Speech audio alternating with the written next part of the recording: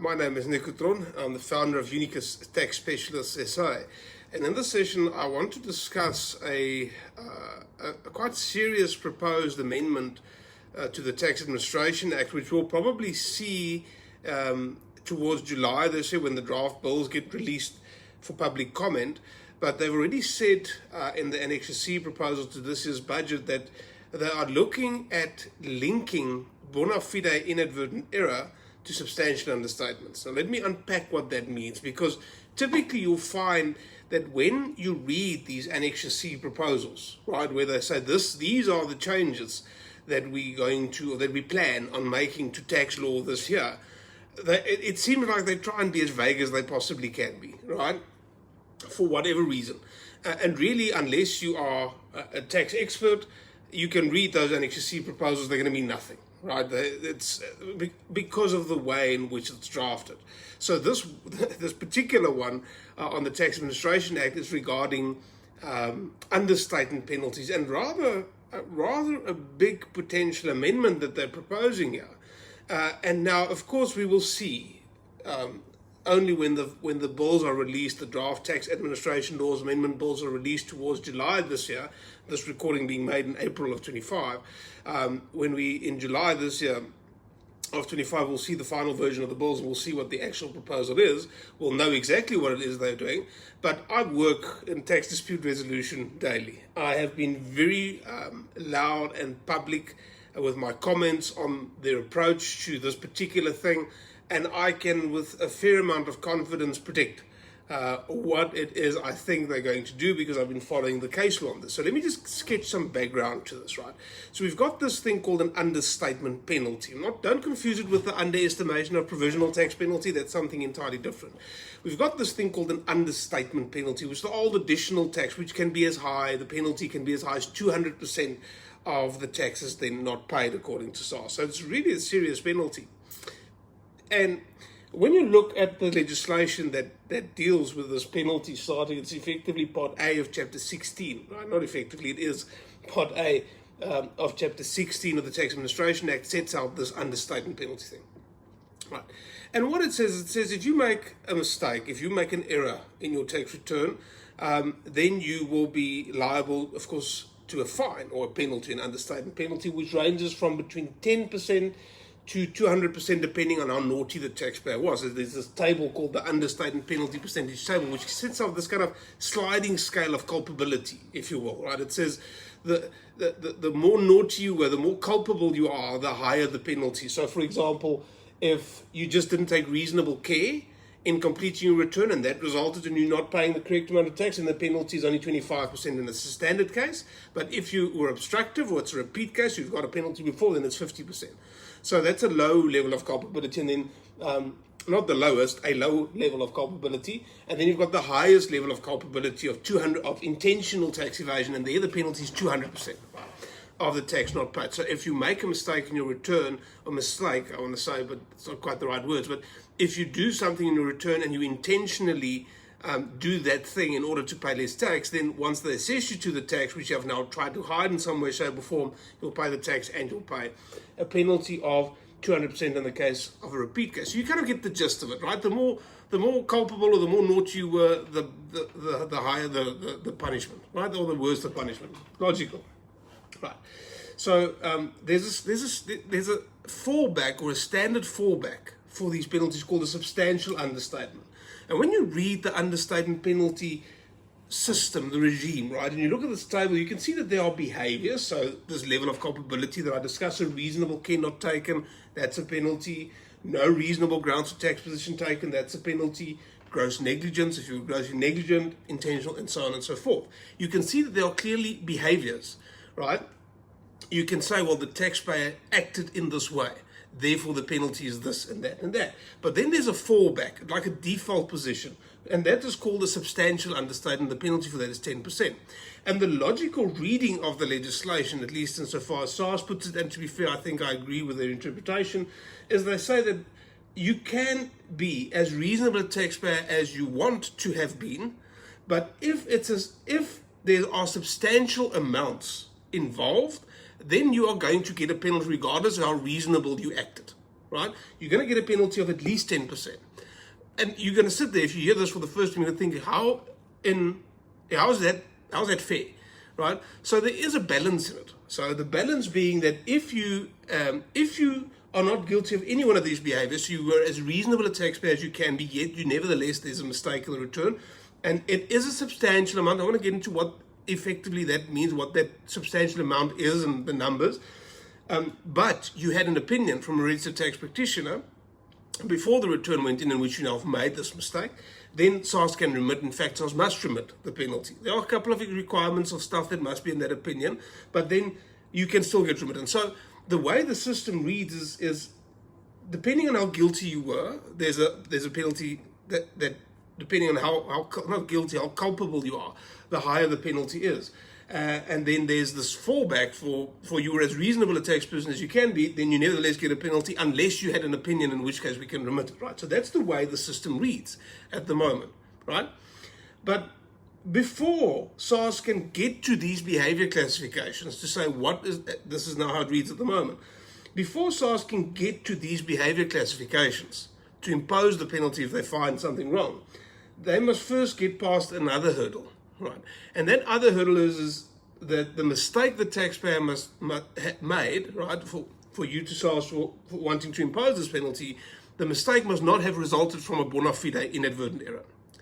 Right, so there's this gatekeeper to these penalties, this 10 to 200%. I call it a gatekeeper for simple explanation, and this gatekeeper is this bona fide inadvertent error thing, because the way the legislation reads at the moment, it says you must pay one of these penalties depending on how culpable you are, unless the mistake you made was caused by a bona fide inadvertent error. Right. So this gatekeeper is what SARS is looking to change. They want to remove it as a gatekeeper.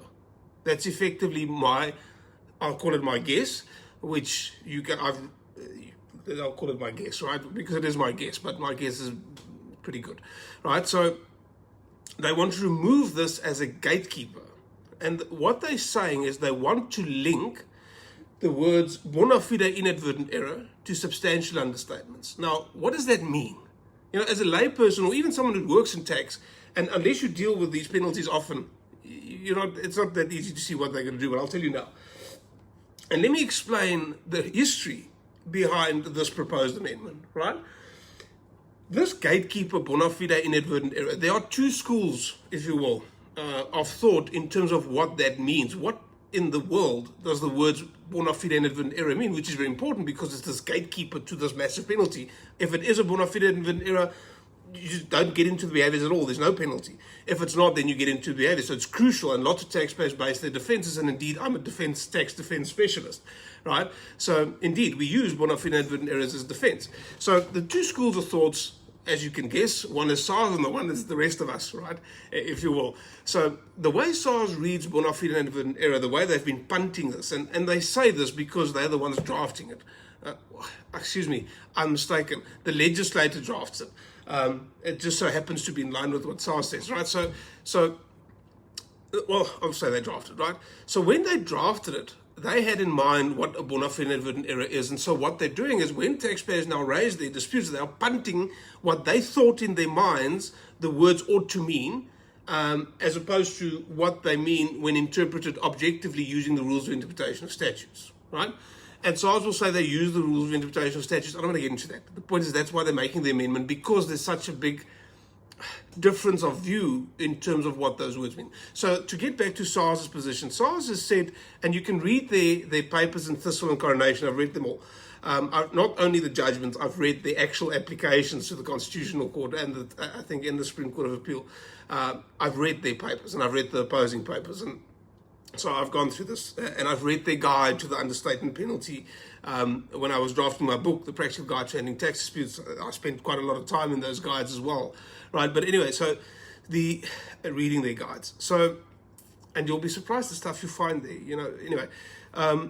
So SARS says a bona fide inadvertent error is something that you do by mistake. It's the focus of the interpretation, or the focus as to the meaning of the phrase bona fide inadvertent error must be on the word inadvertent.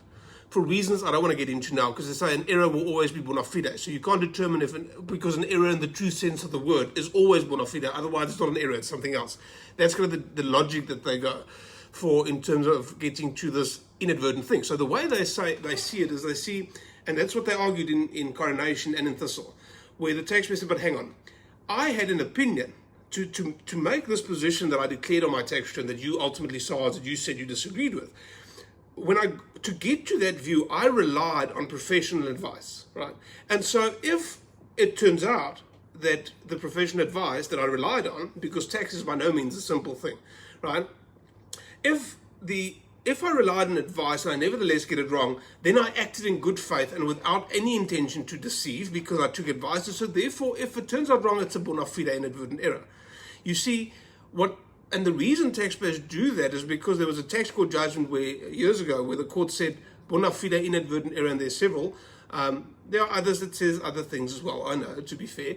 But that's where people were going, where taxpayers were going with bona fide inadvertent error. So this gatekeeper says the taxpayer, and says many taxpayers, in my experience, based on my own experience in litigating with SARS, and not with them, against them. They won't pay me enough to litigate with them. Maybe they do. You can give me a call if you're listening, right? But maybe, let's not go there, right? So what people will say, it's a bona fide inadvertent error, I relied on advice, therefore there can't be a penalty at all. And the courts seems to have found favor to some extent with that interpretation, right? Now, technically speaking, in my view, look at Coronation, look at Thistle, both SCA cases both went to the Constitution. I don't think we have any higher court determination on the meaning of the words, right? At best, the SCA judgments suggest, or so I'm interpreting them as I'm sitting here. It might be interpreted different when I'm actually drafting a case, right? But there's an interpretation, so the court didn't express a view on it, but the court does say that it does seem to lean towards an honest, unintentional mistake. If you rely on advice and you make a mistake, it's an honest, unintentional mistake. And SARS is saying no. No, that's not what it means. That's not what the gatekeeper says.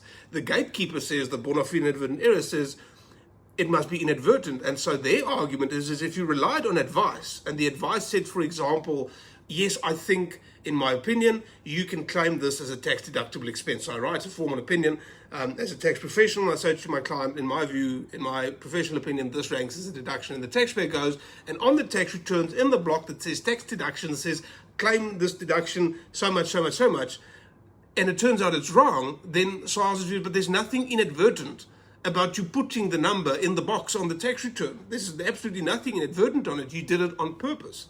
You claimed it on purpose. Yes, it turns out it's wrong, and yes, you relied on advice, but that doesn't make it inadvertent, right?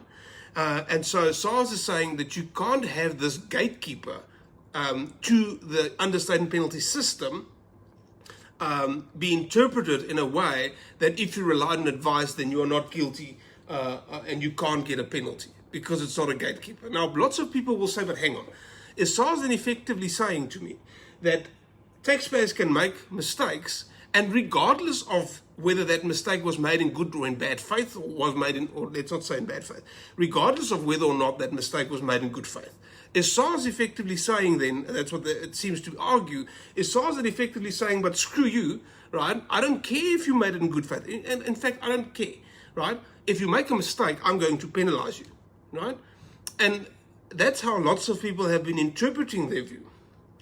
And I will be nice and suggest that I don't think that's what they were going for, right? With respect to the people who drafted their papers, I honestly think it might have been, in my humble opinion, might have been placed better. By the way, when I say my humble opinion, I must add that the courts have recently agreed with me on many things tax dispute related, and I've got evidence to that. I'm not making this shit up, right? So now, I think what SARS was trying to say, and it makes sense. I'm not saying I agree with it. I'm saying it makes sense. And that's, well, by the way, that's something that's just in general. And I can't remember who it was. Some people said it's Einstein. I don't know who said it. But someone said that the mark of an intelligent mind is the ability to entertain a thought without accepting it, right? So I'm not saying I agree. I understand the thought, so I entertain the thought, right? So what SARS is saying is you can't have acting in good faith being the gatekeeper, because on the basis of having relied on advice. Because it could very much happen that you relied on advice, and that's what they said in coronation, and the advice is actually that you can't claim, and you claimed anyway, right? Or the advice could be nonsense, because indeed, people tend to shop for tax opinions, right? I've had it before where someone will say to me, Nico, I want a tax opinion, but only if your conclusion is deductible, and my answer always is, go away. I'm trying to be diplomatic. Right? But there are people out there that do that. That'll only give opinions if it's a positive or force the answer. And now the question is, well, okay, that guy has shopped for an opinion knowingly. I mean, this is an FD of a large company. They probably had 2 guys or 3 guys tell them no, and they kept on moving around and eventually got to someone that says yes, right? They're willing to express this view. And for the sake of this session, I'll say that view is obviously wrong. I know there are grey areas. I don't want to get into that because that becomes very complicated, right? But that you know is wrong. Now, if the courts are interpreting bona fide inadvertent error as meaning that you relied on advice, then the analysis as to the quality of that advice and whether the taxpayer reasonably acted in line with that advice or could have questioned the advice or was qualified to determine if that advice is right or not falls away entirely, because then it's just a bona fide inadvertent error. Or worse still, and I think that was the point they were trying to argue, is taxpayers would say, well, my accountant filled in my tax return, right? And I trusted my accountant to do it correctly. The accountant didn't actually express a view on the deductibility of that thing. He just deducted it in the normal course of things, right? Because he wasn't asked or she wasn't asked to express a view on it. They just claimed it, but they were nevertheless the people who filled it in, the form. And so if the answer is going to be, but I relied on advice, therefore it's a bona fide inadvertent error, doesn't mean you actually got advice on it. It just means that you paid someone to fill in your tax return, yes, you would expect to them to do it properly, but then they didn't actually express a view on it. But now if the word should be interpreted, this gatekeeper should be interpreted to mean that those mistakes are bona fide inadvertent errors, then the entire understatement penalty regime crumbles down to pieces. It means nothing. Then it's not enforceable effectively, because everybody's going to say, but I relied on advice, therefore the gatekeeper kicks in and avoids the penalty altogether. And so when they say in the Annex C proposals, they intend to link bona fide inadvertent errors to substantial understatements, I think they're going to remove it as a gatekeeper. So in other words, you're not going to have this analysis anymore of, is it a bona fide inadvertent error or not, for the purposes of determining whether or not the understatement penalty regime applies. If you make an understatement now, I suspect this is where they're going. We'll see. Of course, it has to pass muster, right? But where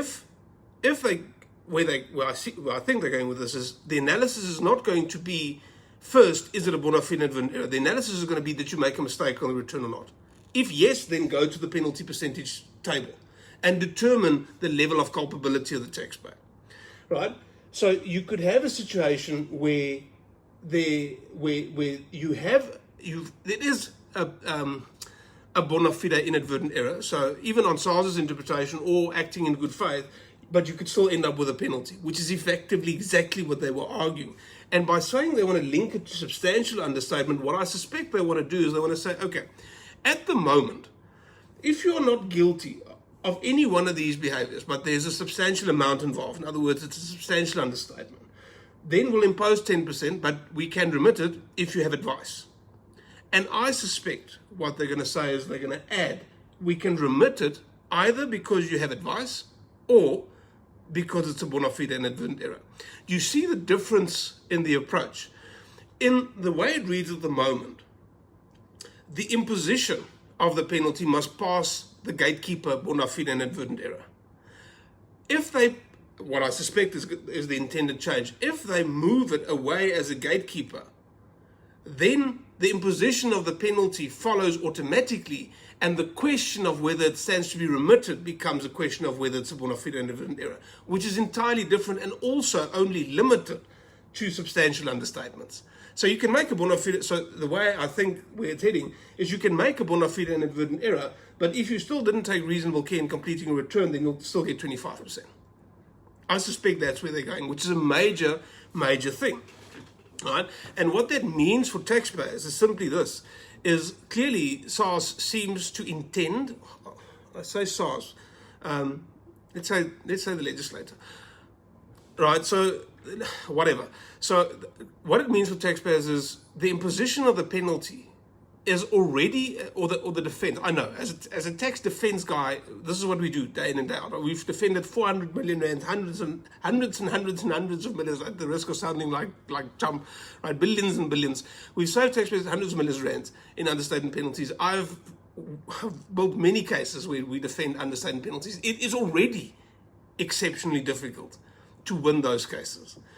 If they remove bona fide and inadvertent error as a gatekeeper, it's going to become even more difficult, right, to get those cases across the line. Of course, we'll find a way, as I normally do, right, or try to, but it's going to become enormously difficult to get around this. And so again, what it means for taxpayers is you'd be better placed to avoid a disputed understatement penalties, right, than you would be defending it, right? We defend all sorts of things, right? And there's always a defense. Well, given depending on the circumstances, it's probably always a defense. But it does mean that you need to take proper care in filing your tax returns, because but I relied on my accountant as a defense to avoid the penalty altogether. Is if this proposal passes muster, it's going to fall away, right? You need to actually engage a professional, a tax specialist, to look at your position and actually give you proper advice so that you can argue if the penalty does get imposed, so that you can argue, I took proper advice, this is not a shopped opinion.